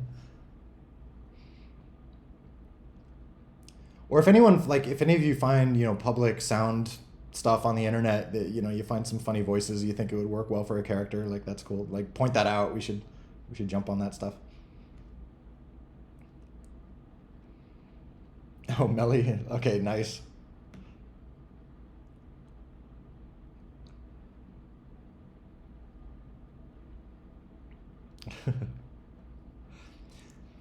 Yeah, it's tricky to balance these too. Like some characters, like you can make a sound that is funny or something like that, but then when you have like 8 of them going at once, it starts to be like, my ears. It's tricky to find like that happy medium. I guess some of that is like the game's fault too. Like the game could, I know there's certain things like if too many sounds play at one time, the game will like stop playing more, just to avoid like blowing your ears out, or, just making something sound like white noise or whatever, or, just blowing out the sound levels. So there could be maybe smarter code in there about like limiting voice actions to like a certain number per minute or second or something like that.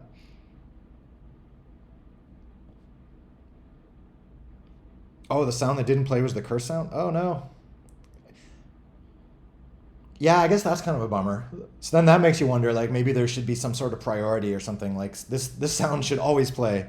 Something like, an important thing like a curse or something like that, where it's like you really need to know that that's happening. That should maybe like trump the other sounds, or, like override them.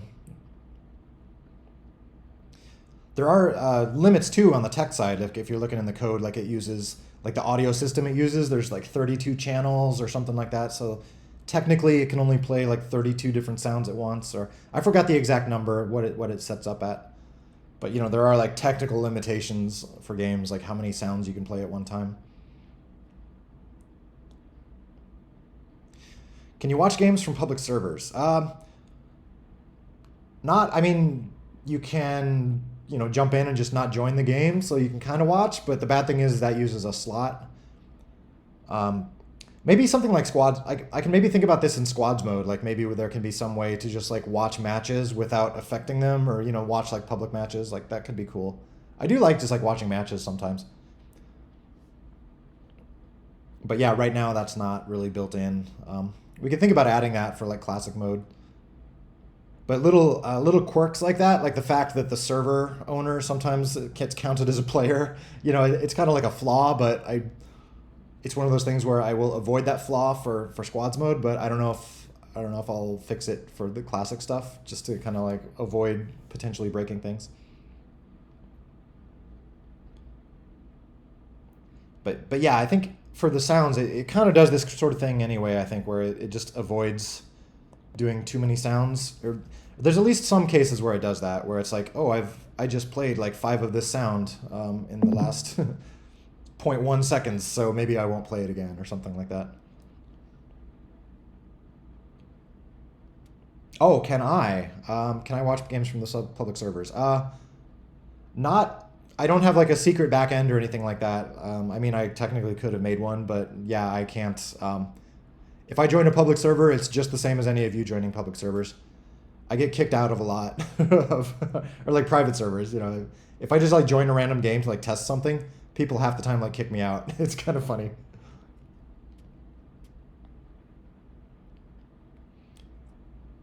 Oh yeah, we did talk about this. That's why I need lightning. I'll have to implement that in squads mode, like the lightning shortcut. Yeah, voting system does suck. It's we can maybe. Right now I'll show you what I'm up to next week or whenever it's finally ready. Is kind of putting everything in its little boxes, but maybe we can do a better voting system for squads V1, which is the current voting system. I was thinking for a long time we could do like move that stuff to go through Python, so that people could kind of come up with their own custom voting systems, or at least improve on it.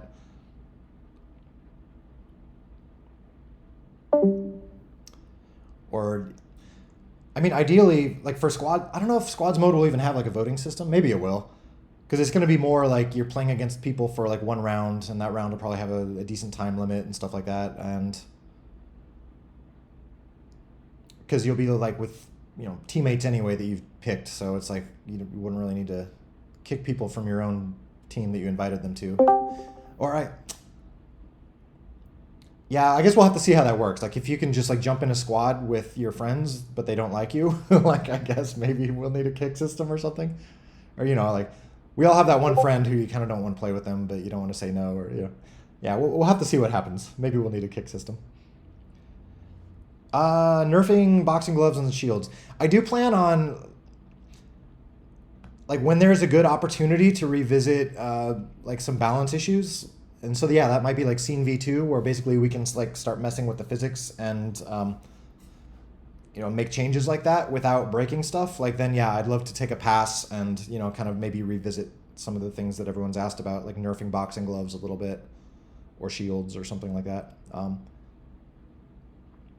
Yeah, it's like right now the fact that I haven't done that is largely for compatibility reasons, because it's like, as I've mentioned before, it's really tricky right now to make changes without like messing up intercompatibility, like with like people with older versions of the game, they wouldn't be able to join, or there'd be weird differences or weird problems if they join and stuff.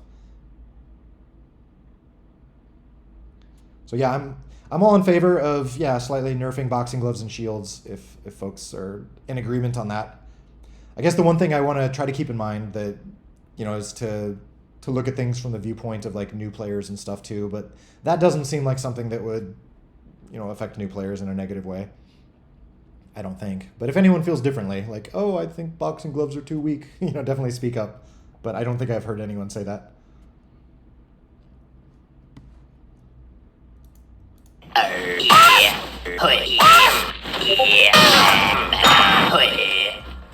So wait, what was that? Another idea?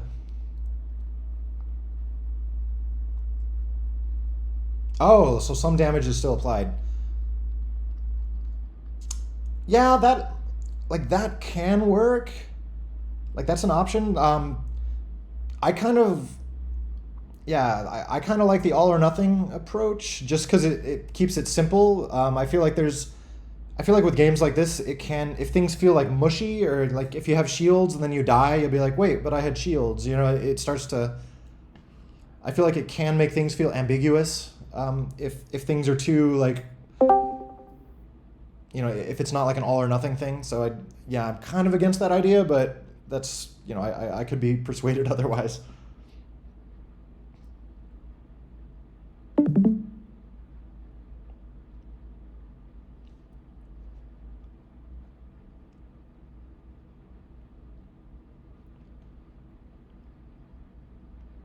Oh, in Valorant, it absorbs 66% damage. I mean, I guess that's a kind of a thing. Like, as things get more competitive, like maybe you want things that are less absolute or a little bit more balanced or something. Or, I feel games like Valorant or, like Counter-Strike, stuff like that, where people are like so good, it seems like a little bit of balance changes, or, like having a gun with like 5% more damage, but like 3% less fire rate or something like that. Like, that can make a difference if people are like that level of skill. But I feel like the downside of that is like newbies, or people who aren't like super skilled. It's like it starts to feel like you can't tell the difference between those two things, or things start to feel a little mushy. Does that make sense? Where it's like there's the upside is it's good for pro people, but the downside is like it might start to kind of blend together for non-pro people or a little bit. Like, when I play Counter-Strike, admittedly I'm terrible, but I kind of feel like I can't tell the difference between the guns half the time, where, there's so many different options, and they vary a little bit. So I kind of feel like it's one of those things where it kind of caters to more advanced players, stuff like that. It's just my opinion, but I'm curious if you guys disagree. But yeah, there are also a lot of skilled bomb squatters too, so it's something to think about. It goes back to the idea, or the thing we were talking about a few weeks ago, of, how would you maybe introduce new people with like simpler mechanics, or a simpler set of things, and easier to understand game types and things like that. But then, as you get more advanced, maybe we could start introducing more advanced ones, or slightly more variety of power-ups or things like that where it's more minute differences, or the idea of like shields that only protect 66% of damage or something like that. That might be something that would appeal to more advanced players maybe. It's a good question of how you like separate those two or something, so like you don't scare away the new players with stuff that's overly nuanced and overly complex.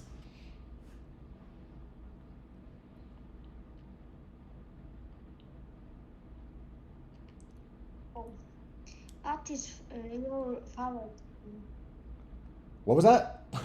I'm so bad at understanding, sorry. I'm sorry. Oh, it's okay. But if you can type, though, I probably understand better.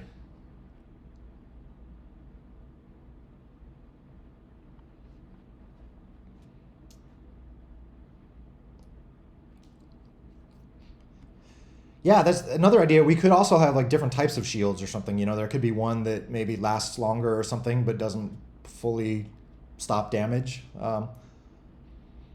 Like a different color or something like that. Something we could introduce. Again, maybe that could be more like for the advanced players or in squads mode. Like once you get past like a basic level, like we could start to have more nuanced power ups. Or yeah, like slightly different variants of the existing bombs, just like a regular bomb with like 10% more damage or something, or but maybe like you can't throw it as far, just like slight. Or that, I mean, maybe that could go into like the idea of upgrading. Like if what we're talking about is, if there's like a battle royale thing where like you're playing a bunch of rounds, and then after you win each round, you can like slightly upgrade maybe one bomb type or something like that. Who knows? Like that could be fun.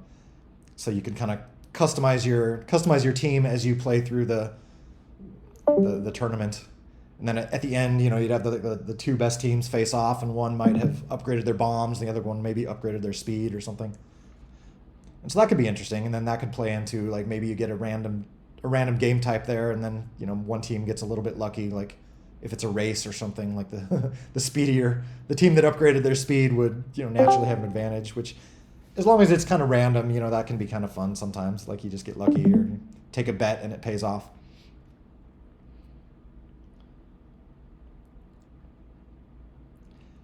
But yeah, in general, like what I really want to do with squads mode is get something where we can kind of start experimenting with these kind of ideas.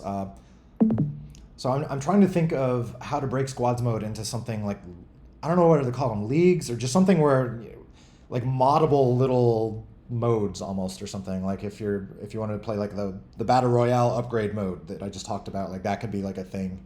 Or if you want to play just some casual mode where it's just random matches against bots or something like that. But I'd love to make that moddable. I mean, I think like stuff like that, with things like Cloud Console and the sandbox and stuff like that, once those are all tied together, like it'd be great if people can just like make those modes and experiment with them. Just like I want to make a mode where you upgrade your character after every round and then play to the last team standing, stuff like that. Oh, knockout time.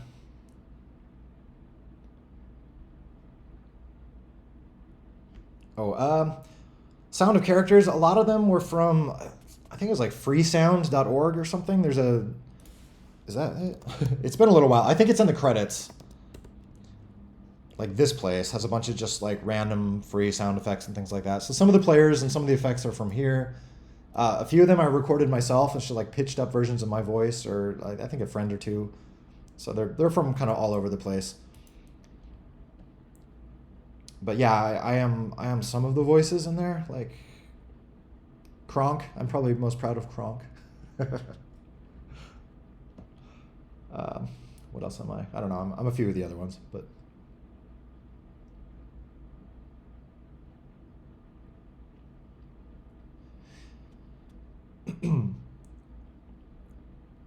Potato. Oh, does Bomb Dash have big maps? It is interesting, like the idea of having big maps and just like going with that. You would definitely have to change some things about the game though. Like right now, one of my constraints for myself with the game is that I want it to be playable like on a TV with a bunch of people sitting on a couch with controllers. So, basically that means that everyone has to be able to fit on the screen. You can't have a map where people are so far away they're like ants. Um, so, yeah, it's currently a constraint. I mean, that's something we could consider, doing a different mode or splitting off a different game where people could like be on their own and it would be split screen, or just like not multiplayer, on one device or something like that.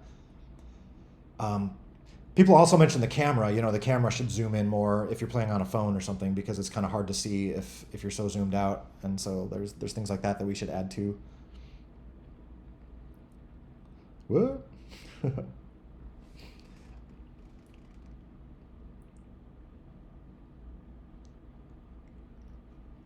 Random thing with lots of nodes. Oh, cool. This reminds me of something I was thinking about yesterday, because I was on the plane flying back from Colorado. So I didn't have my laptop with me, so I couldn't do any coding, but I had my like iPad, so I was just like taking notes and thinking about things. So I started taking notes on like how we could not. I mean, this looks awesome. I don't want to discourage people from doing awesome things, but I was trying to think of like how we can let people know like how much bandwidth stuff like this uses, or if you're doing something where it's like if you're running a bunch of commands every frame or something to make some cool effect, but that winds up like sending out so many nodes and so many like events to all the clients that it like people with kind of crappy connections would just have a terrible experience. Like I'd love to somehow remind people to not, or to keep that in mind at least, or to kind of be aware that like, oh, you might be doing this thing that it looks very cool, but it's not going to work well for people playing on a phone connection or something like that. But this does look super cool. Stuff like this. So, and then I love the way it's just like punching. And I guess part of it would be like on my end or on our end, anyone coding the engine is like to try to make stuff like this take less bandwidth or be less intense. So it's kind of a two-way street, I guess. People want to do this cool stuff, like we should make that possible. Kilobytes per node. Yeah, I was thinking like what would be a good measurement for it, because one of the big things coming up is like motion streaming. I know you've probably heard us kind of talk about that, and that's where the game is kind of streamed in a different way, where it's basically streaming a bunch of motion curves for everything. It's kind of like streaming the motion for objects instead of like trying to stream the physics. Like right now, it streams the physics basically. It basically says like, hey, a spaz popped up over here and he's moving that way, and then the local game has to run all the physics and do all that. But then the problem is the server a few times per second, the server has to like send all the updated like physics information. Like, okay, this character should be right here, and his velocity should be this, and his all the exact math for like the physics to work out. It has to like send that stuff out constantly to like reset things. And you probably see that when you're playing, like when stuff snaps, that's because the server is like sending you updated like physics states. It's like, okay, you should be here. And the physics never come out quite the same on different processors and different architectures. So that's why sometimes they snap. And some of that's the game's fault too. It's like things, everyone gets a slightly different simulation, but the server just has to like snap everyone back to the right one. But anyway, yeah, like the game will be switching to motion streaming, which is like not having to send out all those physics stuff. So that's why hopefully the bandwidth will be going down a lot. So yeah, we'll have to see what that does to bandwidth requirements and things, but that should hopefully help. But there will still be certain things, like if you do certain things, it'll probably have bigger bandwidth requirements.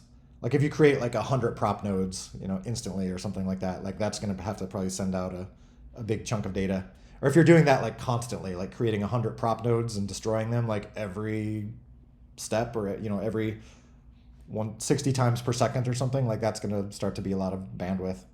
So yeah, I'd love to have like some easy way that people could like see how much work they're creating for the network. But again, the biggest work right now for the network, the biggest problem is all the physics stuff going out. So that's all on me. So I need to fix that. And yeah, that would be great to like have physics or have better controls for explosion nodes and stuff. It's something where when I made the thing, I basically just tried to make it to do the few types of explosions I needed, but I didn't think about it in terms of like, oh, people would want to like change this and have this be bigger or smaller or something. So there's certain things that don't work well, like really big explosions or something. Sometimes it's like not clear, like how big they are, or it would be great to kind of revisit that and try to make something that is usable for like a whole range of things or something, or just has a lot of like a handful of knobs that you can turn to come up with different effects. That's something I did a little bit more when I was working with my friends on the zombie gunship stuff, because that's kind of how I sort of learned how that works. Is like you just need to create like an explosion that has like 5 different options for like you can make it big or small, or like tendrils, or more like pillowy, or different looks.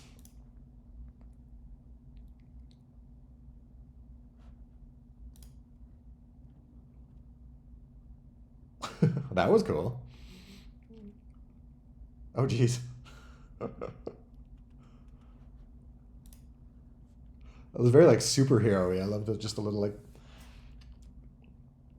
punching, like throwing energy beam stuff. So yeah, again, some of that is on my end to be able to like make stuff without having to create and destroy nodes and things like that add extra overhead.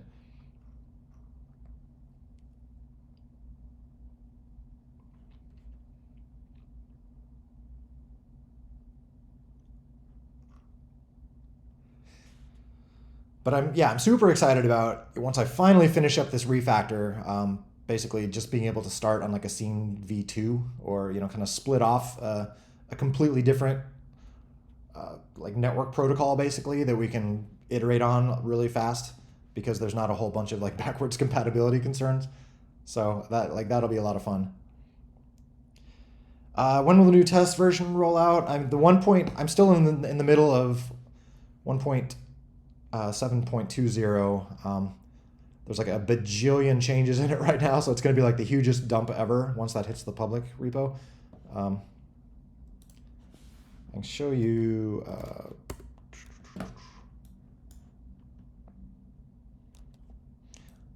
Oh no! I think my computer forgot how to internet again. Stupid thing. Well, I could theoretically show you the internal repo, but if the internet comes back, I will. I do like those ears. That is cool.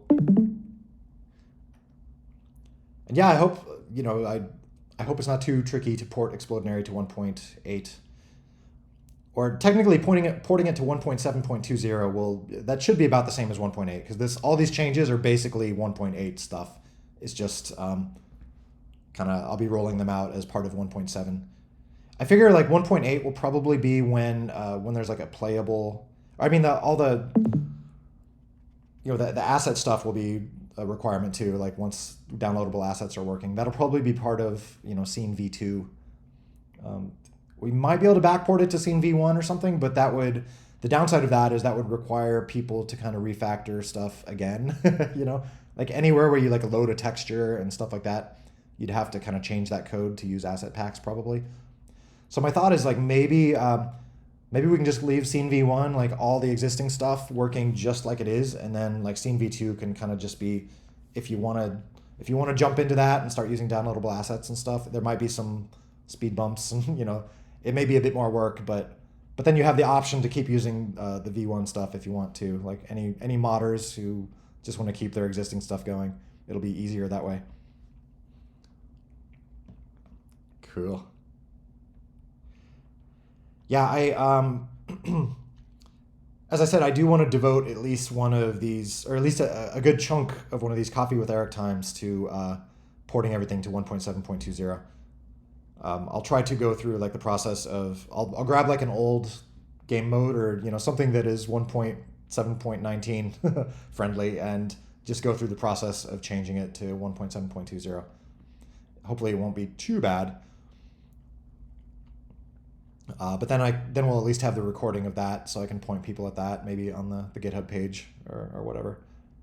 And as I said, the nice thing, once that's done, then we hopefully people who are using like the old Scene V1 stuff will just be able to like leave their code untouched for a long time. Hopefully, it's just that like the people who want to like live on the bleeding edge can start experimenting with Scene V2 and whatever. But anytime there's major changes, then I'll probably like spin off a different scene version.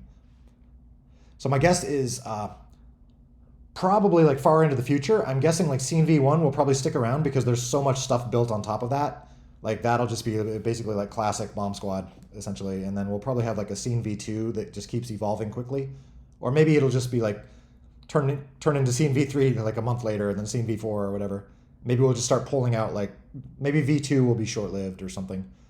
So it's almost like when you have like long term releases on stuff like Ubuntu. So like Scene V1 will be like a a long term version or something, and then V2, V3, V4, V5, whatever. That stuff can like churn quicker. But yeah, I'm super excited to get this stuff going because it's like it's been basically since the game started. It's like it's felt very much like I can't change things, and so now it's gonna start like feeling like I can, which is great. You know, like redoing nodes and just making physics stuff more open ended and like all this fun stuff. I'm really excited to start playing with.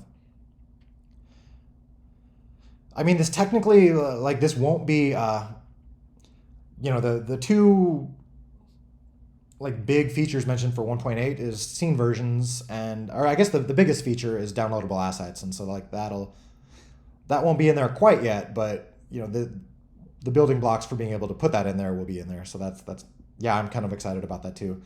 This refactor definitely got bigger than I expected. Like I was at first I was planning to just like refactor some stuff, but it's basically turned into like getting everything in where it needs to be for 1.8.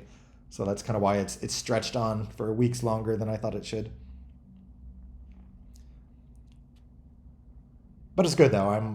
I love like digging around in the C++ stuff and like just kind of cleaning up things and making the game more maintainable and stuff like that. Again, I know it's kind of annoying for you all to have to like redo mods and things. Again, hopefully it won't be too painful, but the good thing about it as I see it is that once things are, I feel like when things get into a clean state, then I tend to like not touch them anymore. Not that anything is ever perfect, but I feel like once I'm happy with something, then I can kind of like leave that, just let it go for at least a long time.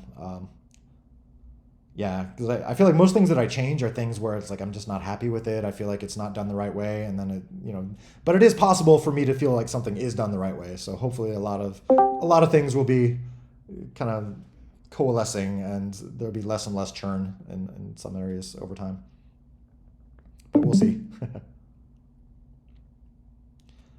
Yeah, you totally should I think the little thing he's working on, it looked like fun, so. I should probably do stuff like that too. I mean, I shouldn't do that too much, but taking little breaks and working on other things just kind of gives you ideas and experiencing other systems and things like that. Do you just visit every file and manually move it into something view? Actually, what I'm doing a lot for the C++ layer, I'm like this has been great. I'm relying a lot on CLion. Like it does have some really good refactoring abilities, so. A lot of stuff, if you can all see this, just coming in and taking a look at, maybe I will unmaximize this. Like just going through a lot of the classes, just being able to do stuff like refactor, like renaming an entire class, or I can, just move a bunch of source files to some other place or rename the source files. And in general, it does a pretty good job of doing that consistently and just letting me kind of move things around the code base and rename things and clean things up and all that. So even though I use Emacs a lot, kind of for just, a lot of my Python stuff, a little bit of the C++ stuff, it is kind of nice to have a big fancy full-on IDE with all the fancy refactoring stuff to work with too. So yeah, I definitely have to give a shout out to CLion for making a lot of this refactoring easier.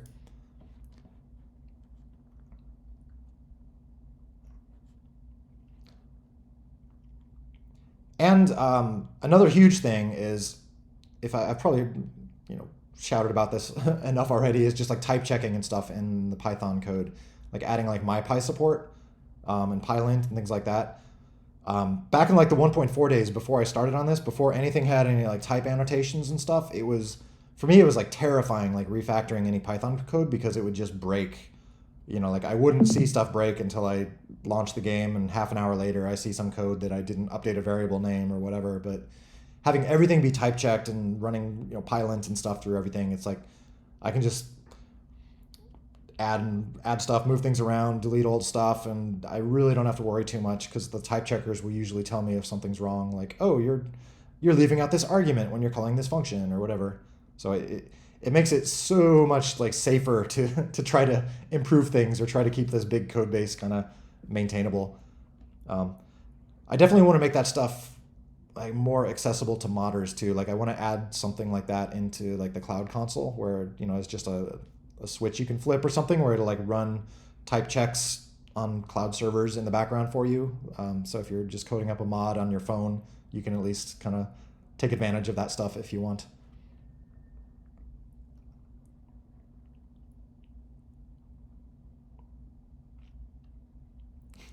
That would be cool. Like if there's a Bomb Squad Global Championship. I think maybe I mentioned a while back, like, I think it's good for everyone, have a little like goal or something you're aiming for or something. And so like, I don't know, my goal with this stuff or with Bomb Squad, since I've been doing this is, or a dream, whatever you want to call it. Like it'd be super awesome to be able to like go buy a ticket to like go watch people play Bomb Squad at some, some competition or something like that. Just to like, that's my mini goal for myself. Like to just make it fun enough for people to do in competitive environments that, there would be like some something I could buy a ticket for someday. Yeah, like some esports thing or something. Like that'd be super cool.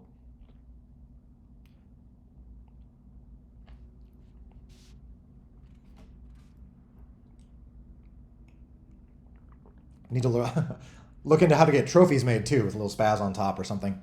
There's a big list now of we need to learn how to make coffee mugs and plushies and trophies. So if anyone sees anything for, a store that provides plushies and trophies.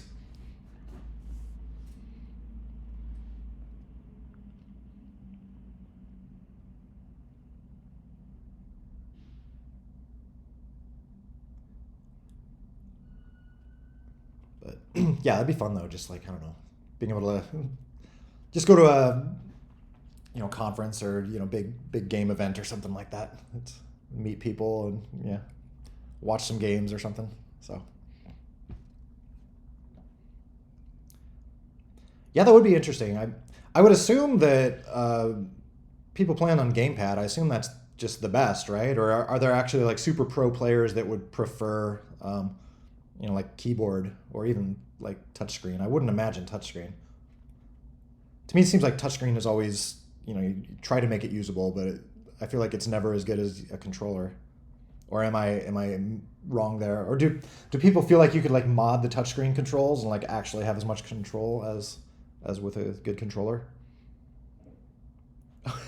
Boxing gloves and shields. You're very subtle with your dislike of boxing gloves and shields.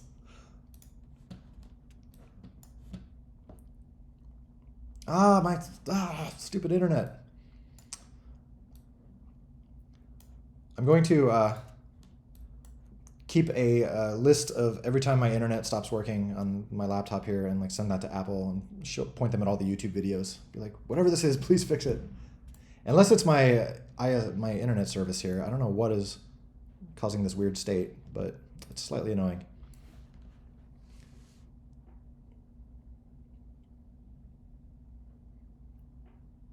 Wait, what is this?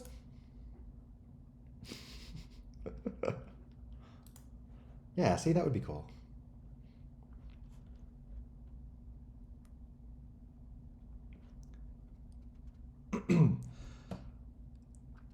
So yes, so let's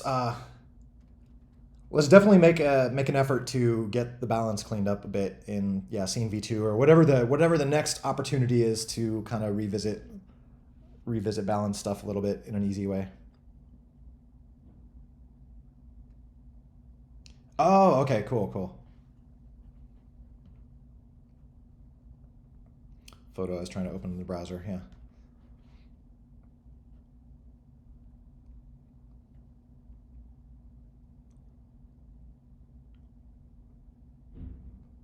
Oh, I feel like it. That sentence sounds okay to me.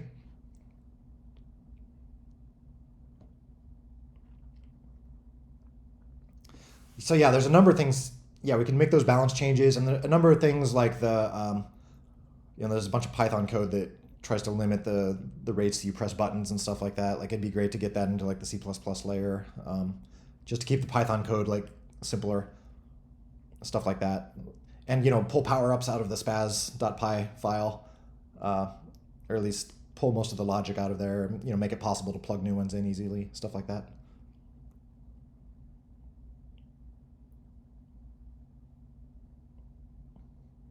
Team Frozen, everyone is Pascal. That would be cool. See, that goes back to why I'd love to have like that kind of join screen or something, or the party screen where you see everyone's character, like Fortnite and all those games do, where it's like it'd be awesome to just see your penguin bros just looking all penguiny and badass, waiting to play. Oh yeah, maybe like a Frosty. You could maybe have a Frosty in there with your penguins. I don't know. Uh-oh. You heard it here first.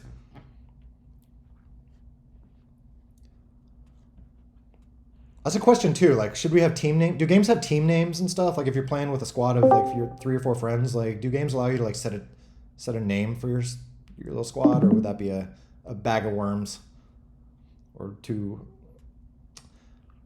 Because then you'd have to like well-known teams would want to like reserve their name.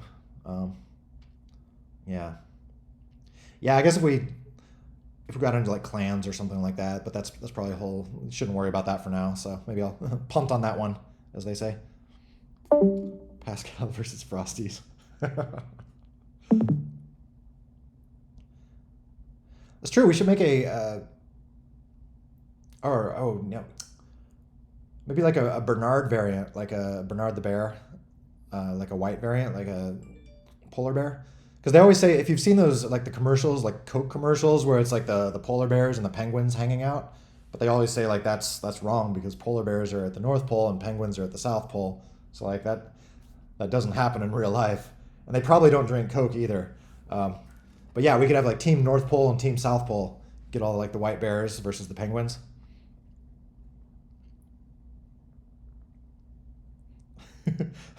Pascal was fun. He was just kind of goofy.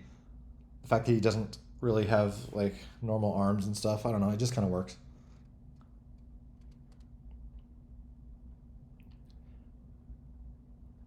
Or I think that is the actual North Pole, is that land, or is that actually technically over water? But well, wherever it is, like the North Pole area, like that's where polar bears are, I believe.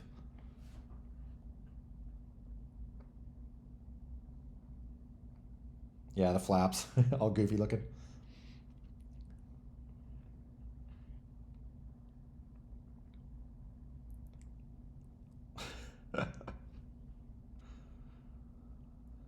Cool. Well, it looks like we're hitting the 2-hour mark, so I should probably start winding down and get back to work on my giant refactor of Doom.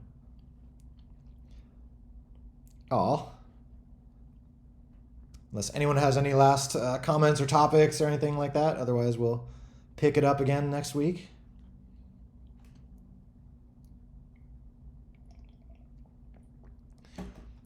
Or actually, what is I always have to like come up with a name for the YouTube title. Like I'm trying to think of what is like oh, hey, look, my internet's back. Cool. What is a catchy title for the YouTube video this week that a topic we've touched on? Any ideas?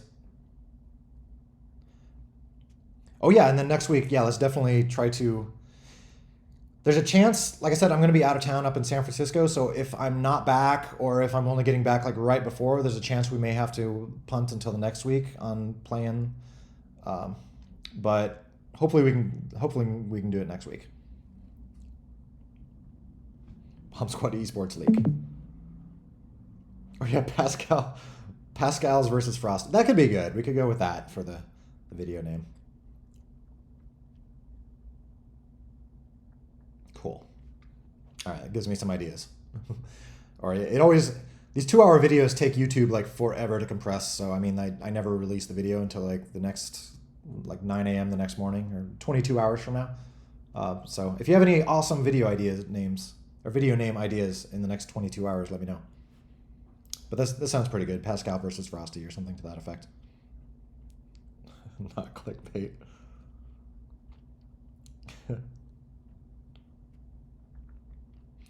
Cool. Well, anyway, folks, it has been fun as always, and everyone have a good week, and I will talk to you folks next week. So peace out.